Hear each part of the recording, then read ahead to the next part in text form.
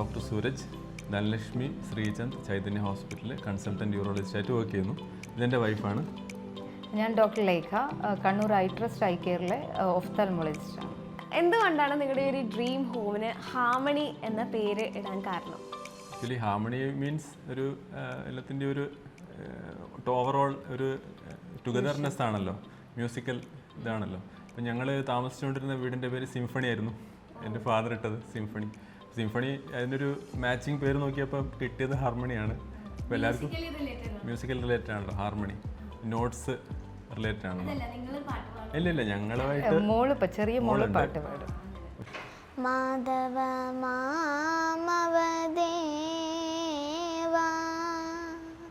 മാധവ മാമവദേവാ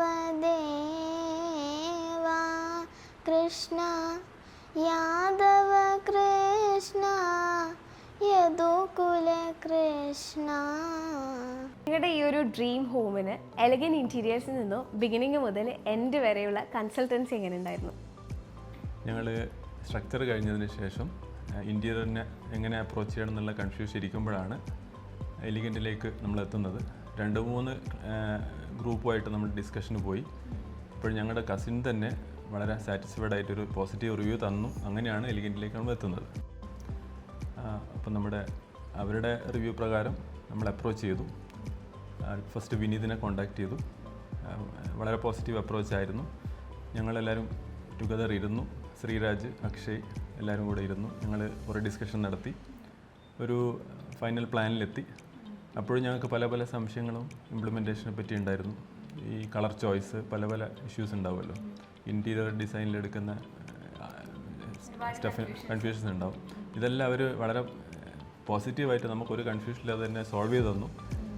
അപ്പോൾ തന്നെ ഞങ്ങൾ കൺവിൻസ്ഡായി. പിന്നെ ഞങ്ങളതിന് ഫുള്ള് അവർക്ക് തന്നെ വിട്ടുകൊടുത്തു. ഇതിൽ ഞങ്ങളുടെയായിട്ട് ഇൻപുട്ടുകൾ വളരെ കുറവാണ്. മോസ്റ്റ്ലി അവരുടെ തന്നെയാണ് ഇതിൻ്റെ അകത്ത് വന്നിരിക്കുന്നത് എല്ലാം. ഫസ്റ്റ് നമ്മൾ ടീം എലഗൻറ്റിനെ പരിചയപ്പെട്ടപ്പോൾ തന്നെ നമ്മൾ പറഞ്ഞല്ലോ 3 ടീമിനെ നമ്മൾ മീറ്റ് ചെയ്തിരുന്നു. അപ്പോൾ ഫസ്റ്റ് ഇവർ ഇനീഷ്യൽ സൈറ്റ് വിസിറ്റിന് വന്നപ്പോൾ തന്നെ നമുക്ക് പിന്നെ ഒരു കൺഫ്യൂഷൻ ഉണ്ടായില്ല. ഇവർ തന്നെയാണ് നമുക്ക് ഇൻറ്റീരിയർ ചെയ്യേണ്ടതെന്ന് നമുക്ക് ആ ഒരു ഇനീഷ്യൽ ഇവരുടെ സൈറ്റ് വിസിറ്റിൽ തന്നെ നമ്മൾ കൺവിൻസ്ഡ് ആയിരുന്നു. കാരണം ഇവരുടെ ടീം അത്രയ്ക്ക് നല്ലൊരു ടീമാണ്. ഒരുപാട് നല്ല സ്ട്രെങ്ത് ഉള്ളൊരു ടീമാണ്.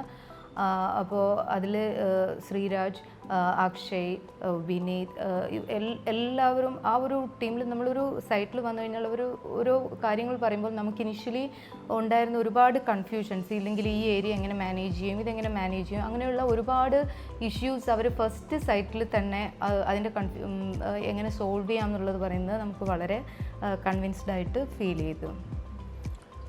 പിന്നെ ഡിസൈനിങ്ങിലേക്ക് പ്രൊസീഡ് ചെയ്യുമ്പം അക്ഷയാണ് നമുക്ക് മെയിനായിട്ട് ഡിസൈൻ ചെയ്തിരുന്നത്.